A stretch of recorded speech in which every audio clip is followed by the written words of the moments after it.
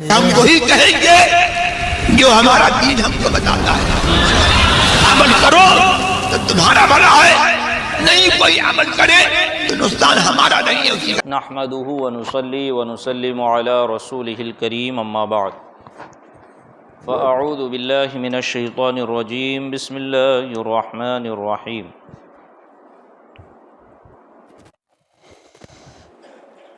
إياك نعبد وإياك نستعين. صدق الله العلي العظيم وصدق رسوله النبي الأمين المتين الكريم ونحن على ذلك لمن الشاهدين والشاكرين والحمد لله رب العالمين. رب اشرح لي صدري ويسر لي أمري واحلل عقدة من لساني يفقهوا قولي. ان الله وملائكته يصلون على النبي يا ايها الذين امنوا صلوا عليه وسلموا تسليما.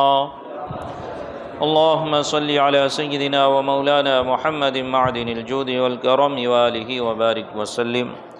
صلاة وسلاما عليك يا رسول الله، صلاة وسلاما عليك يا حبيب الله، صلى الله تعالى عليك وبارك وسلم تسليما دائما أبدا. عزیزان ملت اسلامیہ، رفیقان گرامی، گزشتہ کل آپ نے وسیلہ سے متعلق ایک بڑی ہی پرمغز اور مدلل گفتگو سماعت فرمائی، اور اس میں آپ نے ندا سے متعلق کچھ دلائل کل ہی سماعت فرما لی ہے. کیونکہ ندا اور وسیلہ، ندا غیر اللہ کو مدد کے لیے پکارنا، استمداد لغیر اللہ، استمداد بغیر اللہ، اللہ کے علاوہ کسی کو مدد کے لیے پکارنا، یہ عقیدہ رکھتے ہوئے کہ اللہ تبارک و تعالی نے اس کو مدد کی طاقت اور تصرف و اختیارات عطا فرمائے.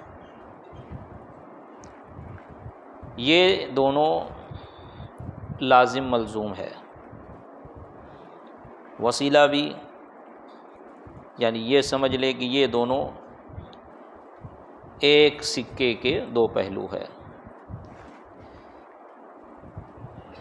کہ وسیلہ لگا کر نبی پاک صلی اللہ علیہ وسلم یا اولیاء کرام کا وسیلہ بنا کر اللہ سے دعا مانگنا، اللہ کی مدد چاہنا، یا کسی کو مدد کے لیے پکارنا، یہ عقیدہ رکھتے ہوئے کہ یہ اللہ کا مقرب بندہ ہے اور اللہ نے اس کو طاقت و تصرف عطا فرمایا ہے، اللہ کی عطا سے، اللہ کے دینے سے یہ میری تکلیف دور کر سکتا ہے. سمجھ میں آئی بات؟ ہاں.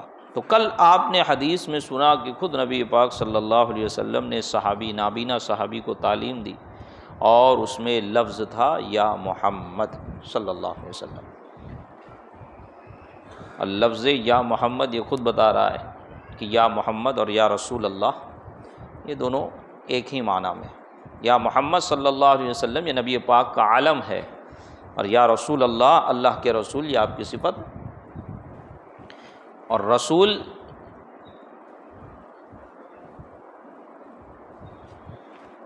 علماء فتاوی نے یہ فرمایا کہ لفظ رسول یہ بھی نبی پاک صلی اللہ علیہ وسلم کے ساتھ خاص ہے. جب یا رسول اللہ بولا جاتا ہے تو اس سے مراد نبی پاک صلی اللہ علیہ وسلم ہی ہوتے ہیں، ہے نا؟ کہ رسول تو کئی ایک ہوئے، اور رسول اللہ مطلب اللہ کا رسول، تو اللہ کے رسول عیسیٰ بھی ہے، اللہ کے رسول حضرت موسیٰ بھی ہے، اللہ کے رسول حضرت نوح بھی ہے، اللہ کے رسول حضرت ابراہیم بھی ہے. تو یہ کون سے رسول مراد ہیں؟ یا رسول اللہ سے مراد کون ہے؟ تو فرمایا یا رسول اللہ، یہ رسول یہ خاص ہے نبی پاک صلی اللہ علیہ وسلم کا. جب کہا جائے گا رسول تو اس سے مراد نبی پاک ہی ہوں گے. اسی لیے ایک شخص نے کہا کہ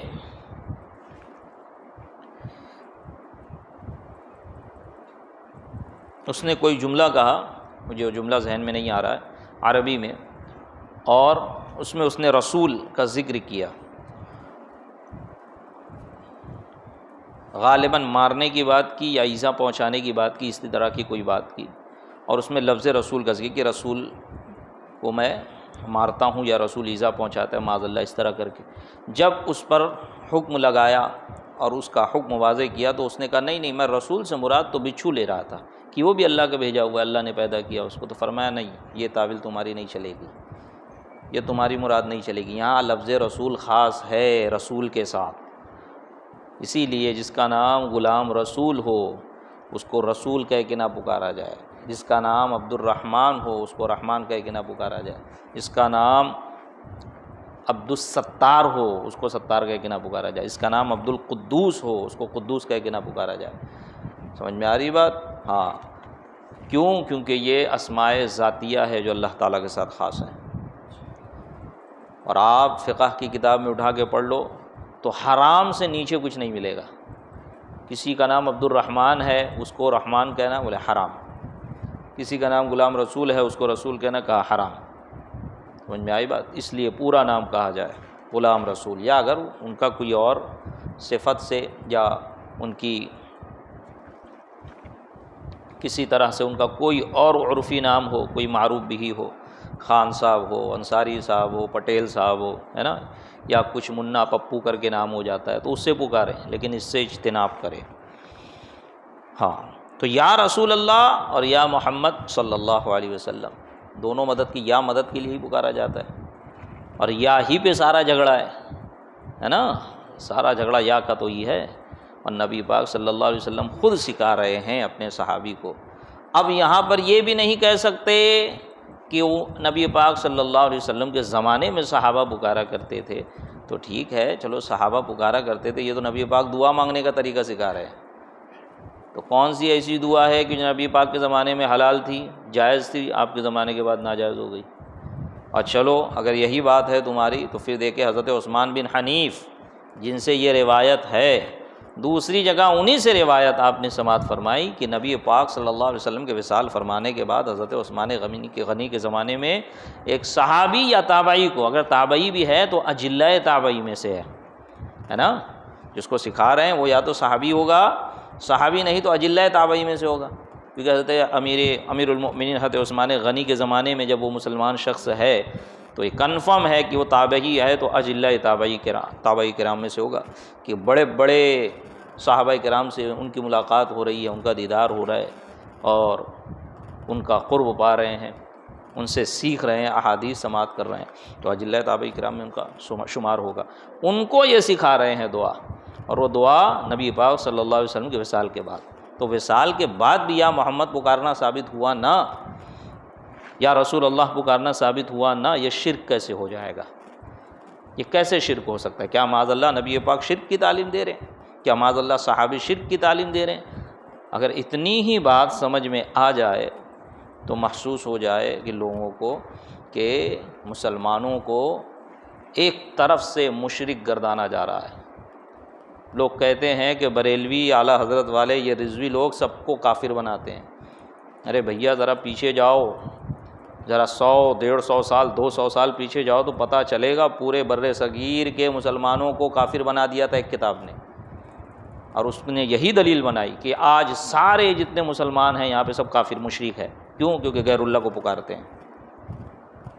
سمجھ میں آ رہی بات؟ پہلے مشین وہاں سے چلی، پھر اس کا دفاع یہاں سے ہوا ہے، اور یہ بات حقیقت ہے، یہ کسی غیر کا قول ہے کیا کہ جب سچ اپنے گھر سے نکلنے کے لیے جوتا پہن رہا ہوتا ہے تو جھوٹ آدھی دنیا کا سفر کر لیتا ہے۔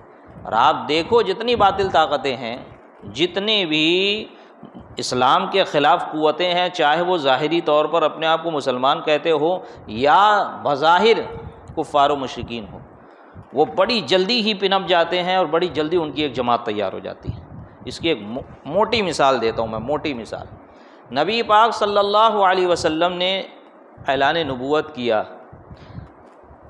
تو فوراً نہیں نا سب مسلمان ہو گئے کہ 200 400 500 لوگ اور 1000 2000 کا لشکر تیار ہو گیا، نہیں، خود حضرت عمر فاروق رضی اللہ تعالیٰ عنہ 40ویں آدمی تھے جب آپ مسلمان ہوئے ہیں، تو آپ 40ویں شخص تھے اسلام قبول کرنے والے، اور بڑی صعوبتیں برداشت کی مسلمانوں نے مکہ میں، اس کے بعد ہجرت کر کے گئے، 10 سال بعد، ہے نا. پھر نبی پاک صلی اللہ علیہ وسلم کے آخری جو حج آپ نے فرمایا ہے اس میں آپ نے خطبہ دیا، آپ کے 63ویں سال یعنی اعلان نبوت کے 23 سال بعد. اس وقت صحابہ کرام کا مجمع تھا 1 لاکھ یا اس سے زیادہ اس وقت. اب دیکھیں مسلمہ کذاب جس نے نبوت کا دعویٰ کیا نبی پاک صلی اللہ علیہ وسلم کے زمانے میں، جب اس نے دعویٰ کیا اور نبی پاک صلی اللہ علیہ وسلم سے فرمایا کہ اے محمد صلی اللہ علیہ وسلم آپ ایسا کرو کہ آپ اپنے زمانے تک اپنی نبوت کو مانو اور آپ کے وصال کے بعد میری نبوت کے قائل ہو جاؤ، اعلان کر دیجیے آپ. تو نبی پاک صلی اللہ علیہ وسلم نے اس سے فرمایا کہ تم نبوت کی بات کرتے ہو، میں تو اس ایک لکڑی پر راضی نہیں ہوں گا تمہارے ساتھ کہ اس لکڑی میں بھی تمہارا کوئی حصہ ہو، نبوت میں تمہارا کیسے حصہ ہو سکتا ہے. جب اس نے اعلان نبوت کیا ہے اور حضرت ابو بکر صدیق رضی اللہ تعالی عنہ نے اس کا قلعہ قمع کرنے کے لیے لشکر بھیجا ہے تو اس کے پاس کچھ 1000-2000 کا لشکر نہیں، 1 لاکھ کا لشکر تھا. کتنے کا لشکر تھا؟ 1 لاکھ کا. کہاں نبی پاک صلی اللہ علیہ وسلم کی 23 سالہ خدمات، 23 سالہ زندگی، اور جب اور اس وقت اتنی محنت و مشقت کے بعد اتنی تعداد تیار ہو رہی ہے، اور کہاں مسلمہ کذاب.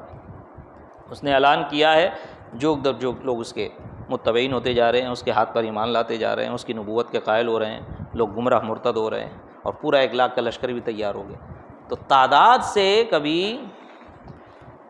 حق و باطل کا امتیاز نہیں کرنا چاہیے، اور یہ بات ذہن میں رہے کہ ہمیشہ اہل حق کم تعداد میں ہی رہے، مقابلے اور دفاع میں کم تعداد میں رہے. ہاں آبادی کے لحاظ سے آپ دیکھیں گے تو آج بھی الحمدللہ جو نبی پاک صلی اللہ علیہ وسلم کا مشن، صحابہ کرام کا مشن، اور نبی پاک نے جو نشانی بیان کی ما انا علیہ و اصحابہ، کہ جب گمراہیت پھیلے گی، فتنے پھیلیں گے، بد مذہبیت پھیلے گی، صحابہ کرام نے عرض کی یا رسول اللہ تو اس پہ حق پر کون ہوگا؟ جب 73 فرقے ہو جائیں گے اس میں ایک حق پر ہوگا، اس کی نشانی کیا ہوگی؟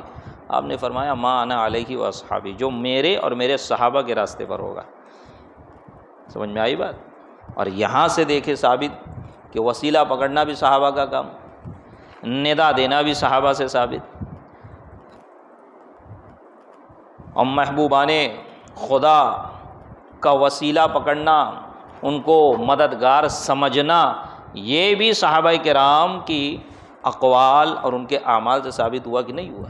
حضرت عمر فاروق رضی اللہ تعالیٰ عنہ نے ممبر پر بیٹھا کر حضرت عباس بن عبد المطلب رضی اللہ تعالیٰ عنہ سے جب دعا کرائی اور ان کا وسیلہ لیا، اور ان کا وسیلہ لے کر دعا کہ تو اکیلے کونے میں جا کے تو نہیں کیا نا، سارے لوگوں کے سامنے کیا. وہ صحابہ اور تابعین کا مجمع تھا اور سب اس پر راضی، اس بات پر راضی کہ وسیلہ بنانا جائز.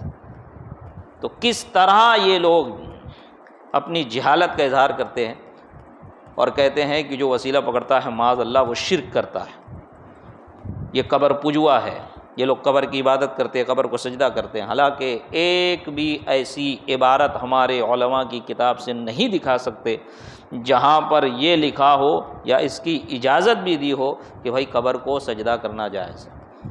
ہاں تفریق ضرور کرتے ہیں اس طور پر کہ سجدہ کیا تو اس پہ فوراً شرک و کفر کا حکم نہیں لگے گا. کیوں؟ کیونکہ نہیں معلوم ہو کیوں سجدہ کر رہا ہے. اگر سجدہ تعظیمی کر رہا ہے تو حرام ہے، اور اگر سجدہ تعبدی کر رہا ہے تو شرک ہے. لیکن حرام سے کم درجہ تو نہیں ہے نا. طواف کرنا حرام، سجدہ کرنا حرام. کیوں؟ کیونکہ نہیں پتا ہو کیوں سجدہ کر رہا ہے. اگر وہ بتا دے، کیونکہ پرٹیکولر شخص پہ حکم نہیں لگایا جا سکتا جب تک کہ وہ اپنی مراد نہ بتائے یا کوئی واضح ظاہر اور صریح قول یا فعل اس سے ثابت نہ ہو، صادر نہ ہو، تب تک اس پہ کفر کا حکم نہیں لگے گا. اسی لیے مفتیان کرام سے سوال کیا جاتا ہے تو فرضی نام سے زید و بکر کر کے کہ زید امام ہے، اس کے بارے میں ایسا ایسا کرتا ہے. وہ زید ایک شخص ہے، اس نے اپنی بیوی کے ساتھ ایسا ایسا کیا. زید ہے وہ شراب پیتا ہے، زید ہے وہ یہ کرتا ہے وہ کرتا ہے. کیوں؟ کیونکہ فرضی نام کے ہو سکتا ہے کوئی غلط سوال کر رہا ہو، کوئی الزام لگا رہا ہو. تو فرضی نام کہ اور کوئی کہے کہ بھائی حضرت آپ نے فتویٰ دے دیا، میں تو ایسا کرتا ہی نہیں ہوں، تو اس سے یہی کہا جائے گا آپ پہ فتویٰ کب لگا؟ یہ تو فرضی نام ہے. اگر آپ ایسے ہو تو حکم یہ ہے، آپ ایسے نہیں ہو تو حکم نہیں. اور نام سے پوچھ لیا جائے کہ بھائی ابراہیم بھائی ہیں، سید شہزاد صاحب ہیں، سید شہزاد نامی شخص ہے، وہ ایسا ایسا کرتا ہے، اب کوئی مفتی فتویٰ نہیں دے گا، کوئی مفتی فتویٰ. کیوں؟ کیونکہ بھائی پتہ ہی نہیں یہ آدمی، آپ اس خاص آدمی کے بارے میں پوچھ رہے ہو، ہمیں کیا پتہ یہ ایسا ہے نہیں ہے.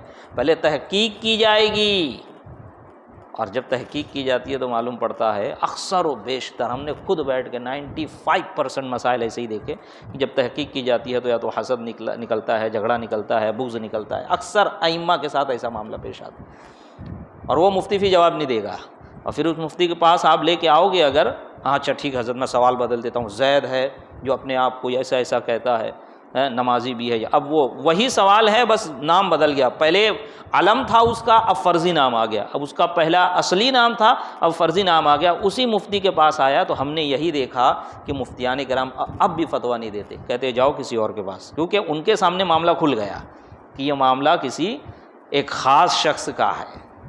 اب پورا خود ہم جب گھوسی میں غالباً پڑھ رہے تھے اس وقت، یا دارالفتہ میں تھے اس وقت، تو گھوسی میں مسئلہ آیا، گھوسی کا مسئلہ تھا، لیکن سوال پوچھنے والے نے یہ غلطی کر دی کہ اس قاری صاحب کا نام ذکر کر دیا، بڑے مدرسے کے ناظم بھی تھے وہ، تو مفتی صاحب نے ان کو واپس بھیجا، اور پھر وہ فرضی سوال لے کے آئے، بولے نہیں اب جاؤ یہاں سے، اب جاؤ کسی اور کے پاس جاؤ، پھر وہ دوسرے شہر گئے اور وہاں سے فتویٰ لے کے آئے۔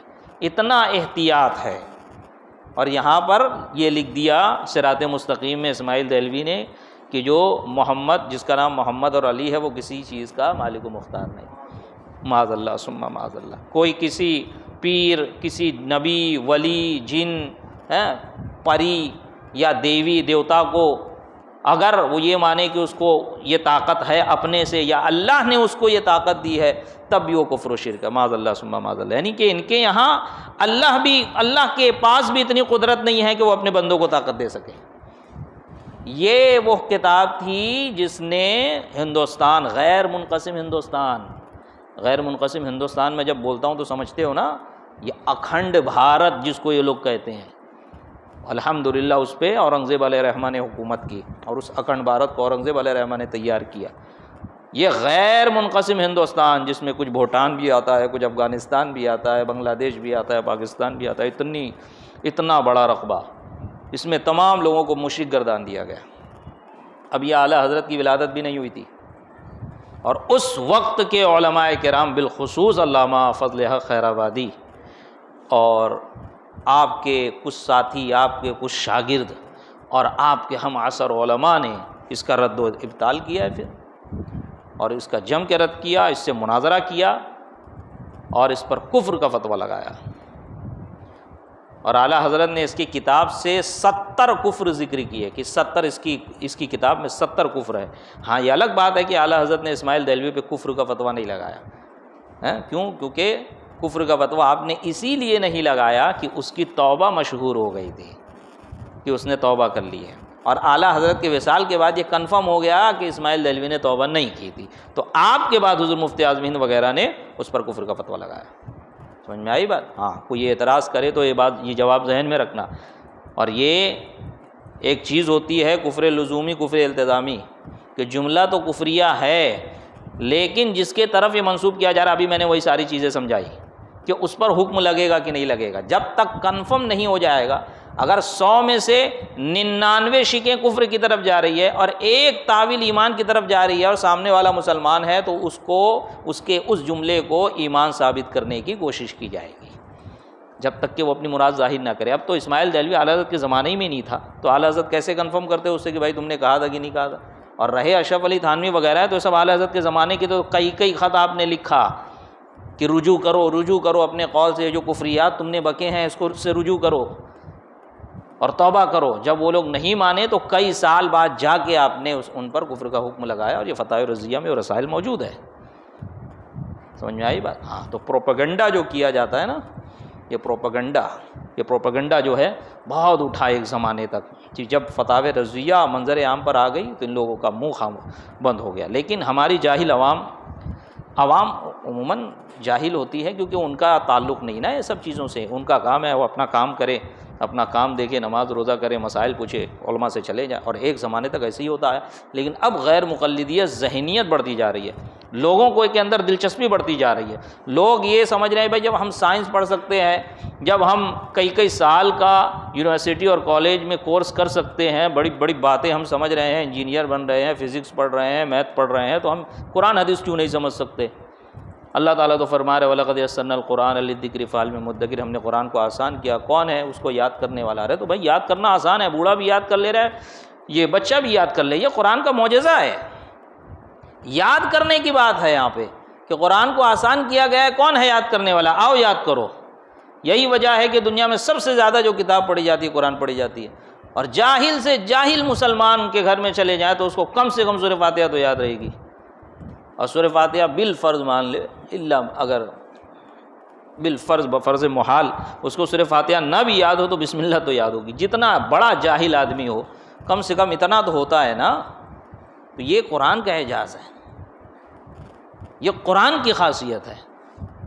ایرے گہرے نتو خیرے کے اندر یہ صلاحیت نہیں ہے، ورنہ وہ قرآن پڑھ کے اس کو یہ بھی سمجھ میں آ جائے گا کہ اللہ تعالیٰ تو فرماتا ہے تم جہاں منہ کرو مجھے پاؤ گے، تو وہ تو پھر کہیں بھی کھڑے ہو کے نماز پڑھنے لگے، فتویٰ دے دے گا بھائی کیا ضرورت ہے اسی طرف منہ کر کے مسجد کا قبلہ بنانے کی، اللہ تعالیٰ تو فرما رہا ہے قرآن میں ہے کہ جہاں منہ کرو وہاں پہ تم میرا جلوہ پاؤ گے، میری تجلی پاؤ گے، تو کبھی یہاں کھڑے ہو کے نماز پڑھو، کبھی یہاں منہ کر کے نماز پڑھو، کبھی یہاں منہ کر کے، پھر کہاں لکھا؟ بولے قرآن میں لکھا ہے۔ جب اپنے سے سمجھیں گے تو ایسی دلیل نکالیں گے، سمجھ میں آ رہی بات؟ اٹھ پٹانگ حرکتیں کریں گے۔ اس لیے اہل قرآن جو صرف کہتے ہیں ہمیں قرآن کافی، حدیث کی ضرورت نہیں، وہ بھی گمراہ ہوتے ہیں، کیونکہ قرآن میں نہ تو زکوٰۃ کا پورا طریقہ ذکر ہے بظاہر، نہ نماز کا پورا طریقہ ذکر ہے، نہ اذان ہے، نہ حج کا پورا طریقہ ہے، حج کے بہت سے مسائل نہیں ہیں، تو کیا کریں گے اس میں؟ 1 روپیہ بھی دے دو، کہو میں زکوٰۃ دے دیا تو زکوٰۃ ادا ہو جائے گی؟ 40ویں حصے کا ذکر تو قرآن میں ہے ہی نہیں بظاہر، ہے نا، کیونکہ ہماری عقل، قرآن میں ہر چیز کا بیان ہے، تبیان لکل شیء، ہماری عقل وہاں نہیں پہنچتی۔ ہمارے ائمہ جنہوں نے ہزاروں آیتیں ہیں قرآن میں، صرف 500 آیتوں سے انہوں نے استدلال کیا، اور وہ کہتے ہیں کہ ہمیں ہماری عقل یہیں تک پہنچی کہ ہم 500 آیتوں سے ہی جو ہے مسائل نکال سکے۔ ہے کوئی مائی کلال تو 500 ایک آیت بڑھا دے اس میں، ان 500 آیتوں کو چھوڑے، کسی ایک آیت سے استدلال کر کے دکھائے، ایک ہی آیت خالی بڑھا دے۔ جتنے بھی استدلالات گھومیں گے وہ اسی 500 آیت کے اندر ہی گھومیں گے، اور یہ اصول، یہ بیسک بنانے والے ائمہ کرام، انہی کی کتابیں پڑھ کے یہ لوگ اور پھر انہی پہ فتویٰ لگاتے ہیں، ہے کہ نہیں؟ عجیب بات۔ تو لہٰذا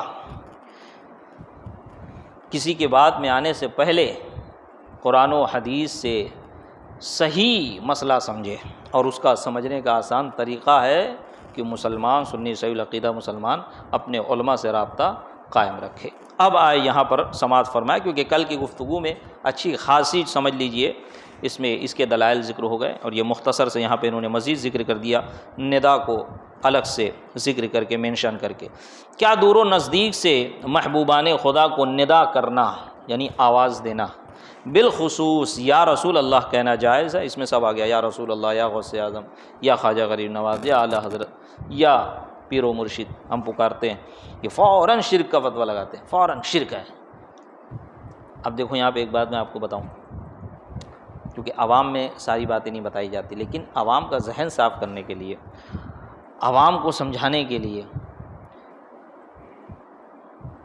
کہ عقیدے میں 1% بھی اگر تذبذب پیدا ہو گیا نا تو پھر وہ بندہ ڈاماڈول ہونے لگتا ہے، پھر اس کے اندر شکوک و شبہات پیدا ہوتے جاتے ہیں۔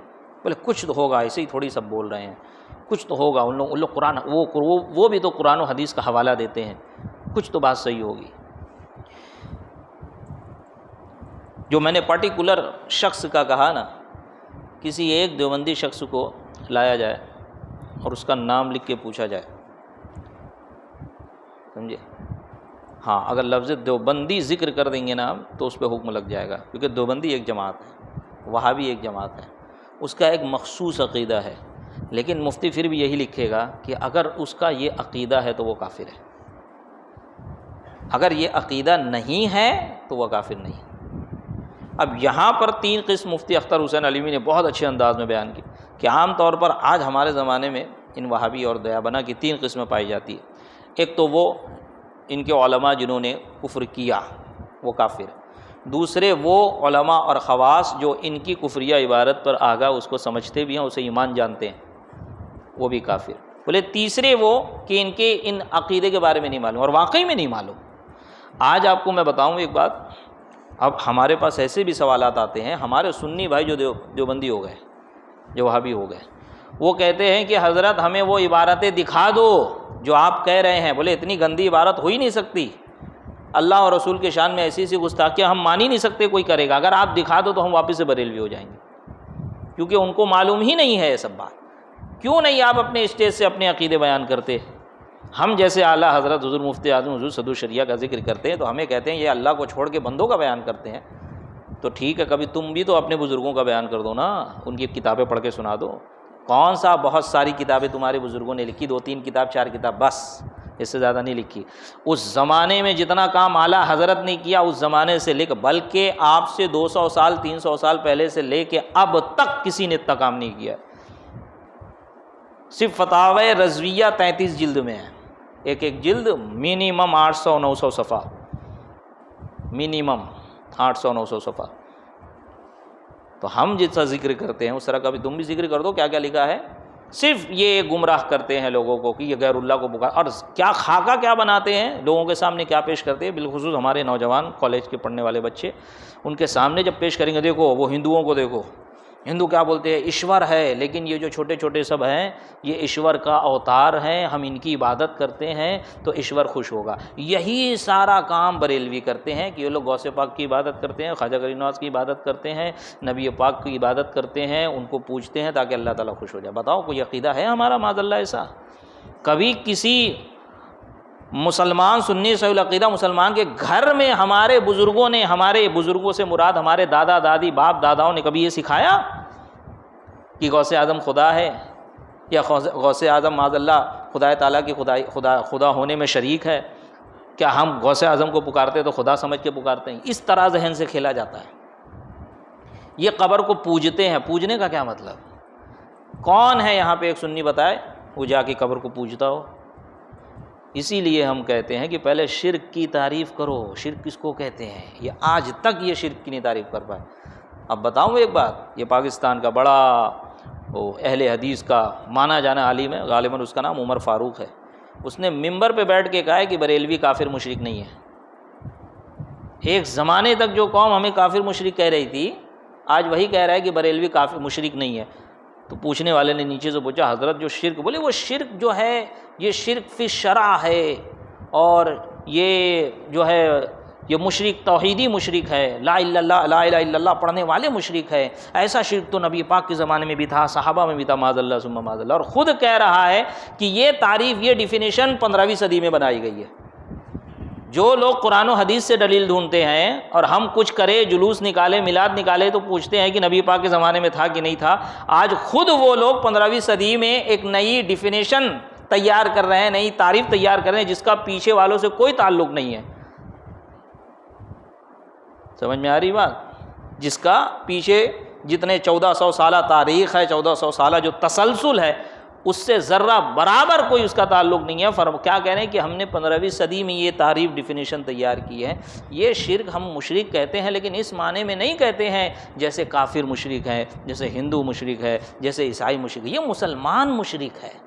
یہ بات تو بھیا حلق کے نیچے نہیں اترتی. شرک کو کے بارے میں تمام متکلمین، تمام علماء فقہا کا اس پر اتفاق ہے کہ شرک یہ کفر کی ایک قسم ہے اور سب سے گھٹیا قسم ہے، سب سے قبیح، سب سے بری، سب سے گھٹیا گھناؤنی قسم ہے. کیونکہ کفر کہتے ہیں اللہ تعالیٰ کے احکام کے انکار کرنے کو، انکار کرنا کہ میں نہیں مانتا اس کو، وہ کفر ہے. اور شرک کیا ہے؟ ایک تو انکار بھی کر رہا ہے، خدا تعالیٰ کا شریک بھی ٹھہرا رہا ہے. اس لیے کہا کہ یہ گھٹیا قسم ہے. سمجھ میں آئی بات؟ ہاں. تو یہ ساری بات بتانے کا مقصد یہ ہے کہ یہ چیزوں سے آپ آگاہ رہیں، اور جب کبھی آپ کے سامنے یہ بات آئے، آپ جواب نہ بھی دے سکو تو کم سے کم اتنا آپ کو تو یاد رہے گا امام صاحب نے کچھ گفتگو کی تھی، تو آپ کسی بھی سنی عالم کی طرف متوجہ ہوں گے تو وہ آرام سے وہ جواب دے لے جائے گا. ٹھیک، آئے اب سماعت فرمائے. کافی وقت ہو گیا، 5 سے 10 منٹ میں انشاءاللہ درس ختم ہو جائے گا. کیا دور و نزدیک سے محبوبان خدا کو ندا کرنا بالخصوص یا رسول اللہ کہنا جائز ہے؟ جی ہاں، محبوبان خدا کو دور و نزدیک سے ندا کرنا یا رسول اللہ کہنا بالکل جائز و درست ہے اور حصول برکات کا ذریعہ ہے. اس پر کچھ دلائل درج ذیل ہیں، یہ اسی پر پوری دلیل ہے. ایک سوال اس کا پورا جواب. حیات حاضری میں یا کے ساتھ ندا.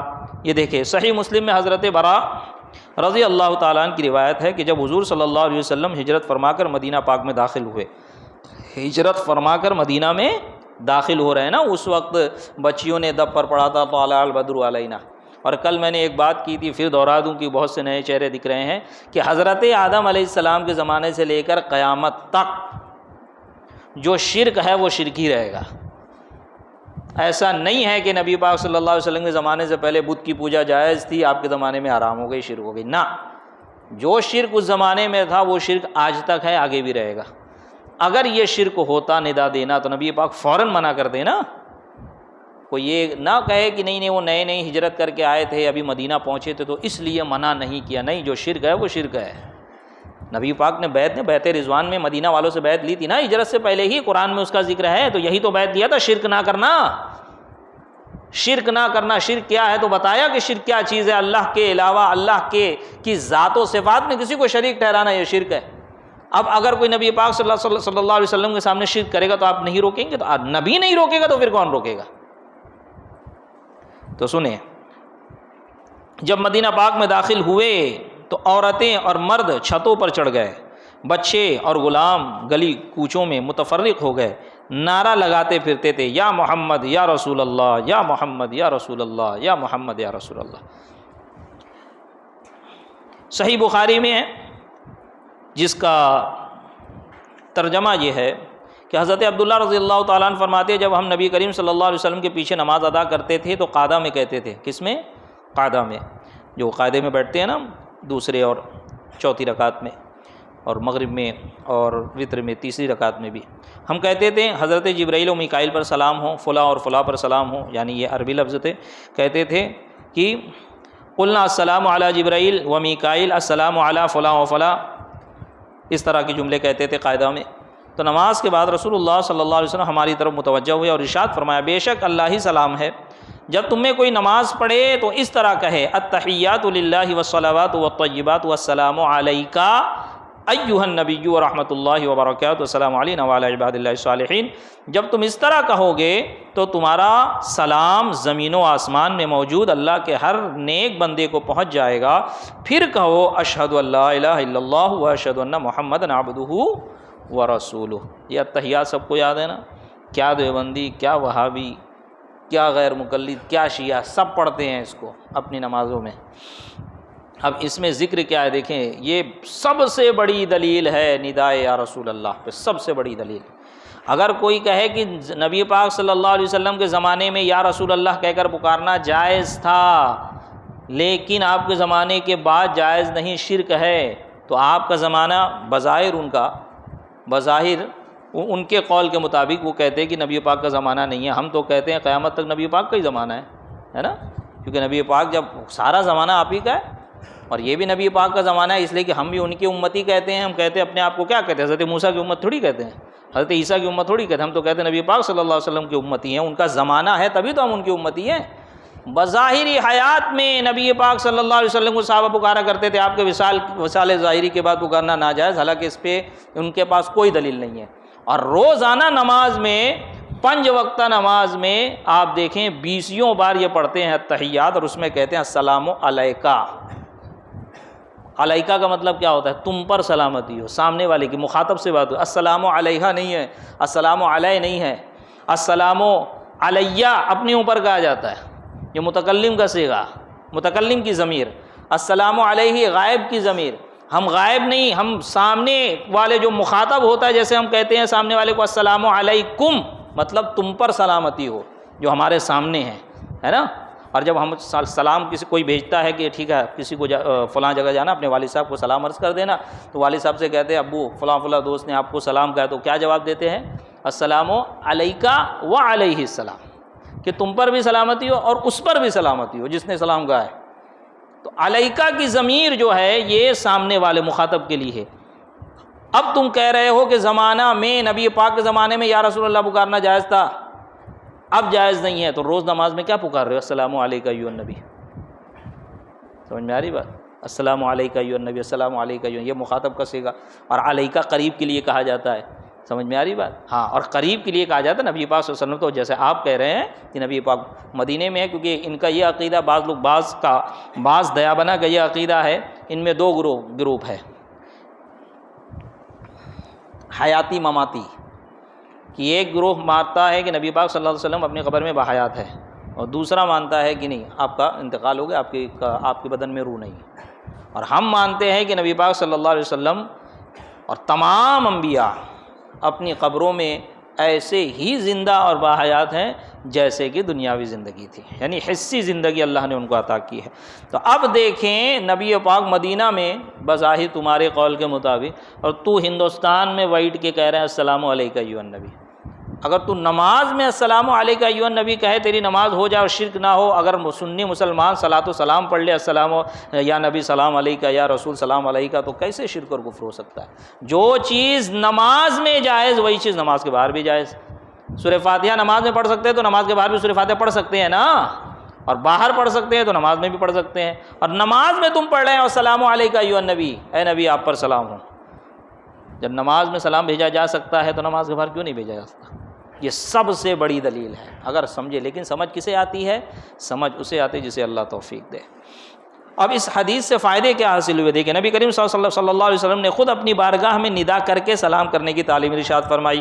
اس حدیث پاک کی روح سے نبی کریم صلی اللہ علیہ وسلم کو حیات ظاہری میں وصال ظاہری کے بعد قریب سے دور سے ہر طرح سے ندا کی جا سکتی ہے نا۔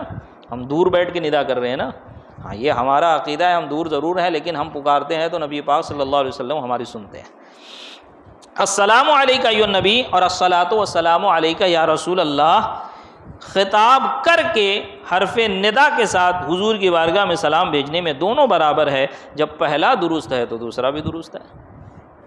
امام اہل سنت امام احمد رضا خان رحمۃ اللہ تعالیٰ علیہ فرماتے ہیں حضور سید عالم صلی اللہ علیہ وسلم کو ندا کرنے کے عمدہ دلائل سے التحیات ہے، جسے ہر نمازی ہر نماز کی 2 رکعت پر پڑھتا ہے اور اپنے نبی کریم علیہ افضل الصلاۃ والتسلیم سے عرض کرتا ہے السلام علیکہ ایھا النبی ورحمۃ اللہ وبرکاتہ، سلام آپ پر اے نبی اور اللہ کی رحمت اور اس کی برکتیں۔ اگر ندا معاذ اللہ شرک ہے تو یہ عجب شرک ہے کہ عین نماز میں شریک اور داخل ہے۔ سمجھ میں آ رہی بات کہ یہ عجیب شرک ہے کہ نماز میں یہ شرک ہم کر رہے ہیں، یہ شرک کیسے ہو سکتا ہے؟ روضہ اقدس پر یا رسول اللہ کہہ کر پکارنا۔ حضرت مالک الدار سے روایت ہے، فرماتے ہیں جس کا ترجمہ یہ ہے، حضرت عمر بن خطاب رضی اللہ تعالیٰ عنہ کے دور میں لوگوں پر قحط پڑ گیا۔ ایک آدمی نبی کریم صلی اللہ علیہ وسلم کی قبر مبارک پر آیا اور کہا یا رسول اللہ صلی اللہ علیہ وسلم، اللہ عز و جل سے اپنی امت کے لیے بارش طلب کریں۔ دیکھو یہ وسیلے کے لیے بھی ثابت، اور اسی کو ندا میں بھی ندا کے یا رسول اللہ کہہ کر پکارنے کے دلیل میں اس کو لے کر آ رہے ہیں۔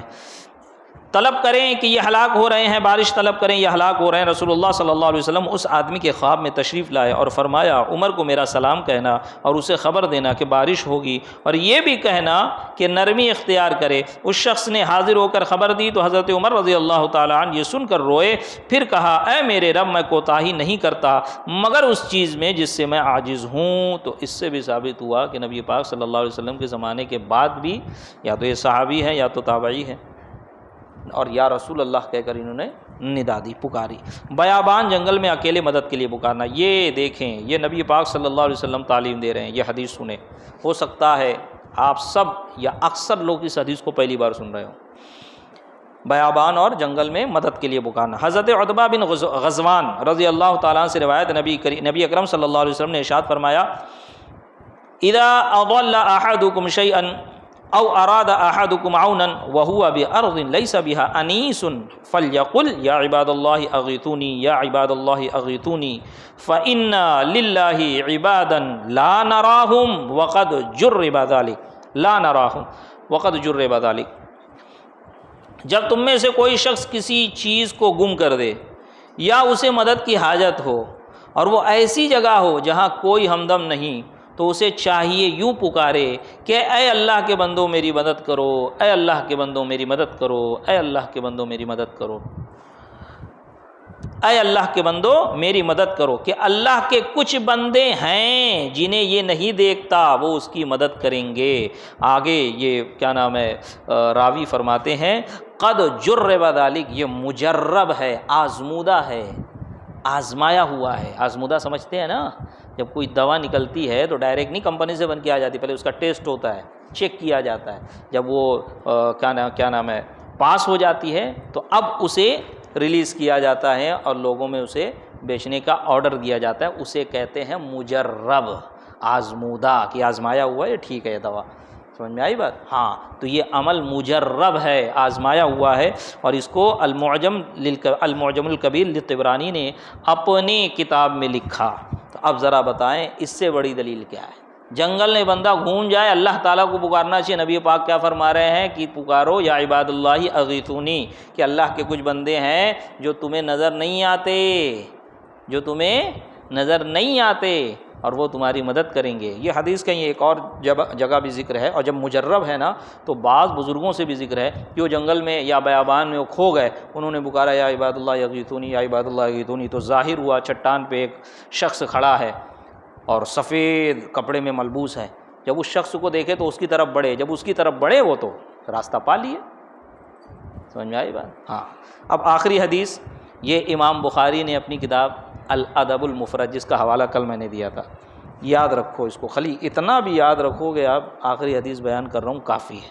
اور اگر آپ کو اردو آتی ہے تو آپ ہی کے لیے میں نے 6 حصہ منگا کے رکھا ہے اس کتاب کا، فقط 3 حصہ ہے، سارے دلائل آپ میں اس میں آپ کو مل جائیں گے۔ اور سامنے والے کو کبھی قائل کرنے کی کوشش نہ کرنا، آپ کا کام ہے آپ پڑھو، خود اپنی اصلاح کرو، اور کوئی کنفیوژن رہے تو خود پوچھو، فون کر کے پوچھو، یا کسی جس طرح آپ اپنا فیملی ڈاکٹر رکھتے ہیں اس طرح فیملی عالم رکھنا لازم و ضروری ہے، ورنہ گمراہیت اس طرح گھروں میں داخل ہو گئی ہے کہ باپ اگر ایمان بچا لے گیا تو بچہ نہیں بچا پا رہا ہے، بچہ بچا لے گیا تو پوتا نہیں بچا پا رہا ہے۔ الادب المفرد میں امام بخاری علیہ رحمۃ الرضوان نے اس کو لکھا کیا کہ حضرت عبداللہ بن عمر رضی اللہ تعالیٰ عنہ کا پیر سو گیا سے مراد سن ہو گیا ہوگا یا فالج پڑ گیا ہوگا، مجھے ایسا لگ رہا ہے کہ سن ہو گیا ہوگا پیر، سمجھے، پیر سو گیا۔ ایک آدمی نے ان سے کہا انہیں یاد کیجئے جو آپ کو سب سے زیادہ محبوب ہے۔ حضرت عبداللہ نے کیا کہا؟ فقال یا محمد، کیا کہا؟ یا محمد صلی اللہ علیہ وسلم، تو ان کا پیر بھی ٹھیک ہو گیا۔ اور یہ امام بخاری لکھ رہے ہیں اور حضرت عبداللہ ابن عمر یاد کر رہے ہیں، وہ بھی وصال کے بعد یاد کر رہے ہیں۔ اور یا محمد کہہ کہ مزار پر نہیں گئے نبی پاک کے، ٹھیک ہے چلو میرے کو مزار پہ لے کے چلو وہاں پکار دو، نہ وہیں بیٹھے بیٹھے پکارا یا محمد صلی اللہ علیہ وسلم۔ سمجھ میں آئی بات؟ ہاں، تو یہ ڈھکوسلے بازیاں آپ ان سے بچیں اور بے فکر رہیں۔ الحمدللہ میں نے کل کہا نا کہ جو بریلوی، جو رضوی سب ہے، سارے سنی صحیح العقیدہ مسلمان رضوی ہیں، پہلے رضوی ہیں، بعد میں وہ اشرفی ہیں، چشتی ہے، قادریہ جو ہیں، پہلے وہ رضوی ہیں۔ سمجھ میں آئی بات؟ ہاں، اتنا یاد رکھے، کوئی آپ پہ تھوپا نہیں جا رہا ہے، بلکہ اس زمانے میں 100-150 سال سے جس اللہ کے برگزیدہ بندے کو اللہ تبارک و تعالیٰ نے دین و سنیت کی حفاظت کے لیے چنا ہے وہ سیدی سرکار اعلیٰ حضرت۔ تو انہوں نے ہمارے ایمان کی حفاظت کی تو اللہ تعالیٰ نے ان کو، ان کی ذات کو ہی پہچان بنا دیا، امتیاز بنا دیا کہ امتیاز اہل سنت یہی اب ہے۔ سمجھ، اس پہ بھی دلائل ہیں، انشاءاللہ کبھی اس پہ گفتگو کی جائے گی۔ بس آپ اتنا یاد رکھیں کہ کوئی بھی ہمارا سنی صحیح العقیدہ بریلوی اگر وہ اپنے معمولات اور ضروریات اہل سنت کو جانتا ہے، علماء سے سنا ہے، تو خدا کی قسم اسے کوئی نہیں بہکا سکتا۔ اسے یاد بھی نہ ہونا تو اسے اتنا کنفرم رہے گا کہ نہیں بھائی دلیل ہے، قرآن و حدیث سے ثابت ہے۔ ہاں، جس کو نہیں معلوم ہے کچھ بیچارہ وہی بہکتا ہے، اور جب بہک جاتا ہے تو پھر واپس نہیں آتا ہے۔ اللہ تبارک و تعالیٰ کی بارگاہ میں دعا ہے مولا کریم ہم تمام کی ایمان کی حفاظت فرمائے، مولا کریم ہمارے اس درس کی محفل کو اپنی بارگاہ میں قبولیت کا درجہ عطا فرمائے، مولا کریم ہمارے اس درس کی محفل کو ہم سب کے لیے کل بروز قیامت ذریعہ نجات بنائے۔ مولا کریم یہاں پر جو کچھ ہم نے ذکر کیا، سنا اور سنایا، پڑھا اور پڑھ کر سنایا، اس میں کسی قسم کی کوئی خامی، کوئی غلطی، قصداً و سہواً کچھ غلط بیانی ہو گئی تو اس اپنے فضل سے معاف فرمائے۔ مولا کریم ان تمام دروس کو یاد رکھنے، اس پر عمل کرنے، اس کو دوسروں تک پہنچانے کی توفیق رفیق عطا فرمائے۔ وصلی اللہ تعالیٰ علی خیر خلق و نور عرش سیدنا محمد وعلی آلہ واصحابہ واہل بیتہ واحبابہ اجمعین برحمتک یا ارحم الراحمین۔ السلام علیکم۔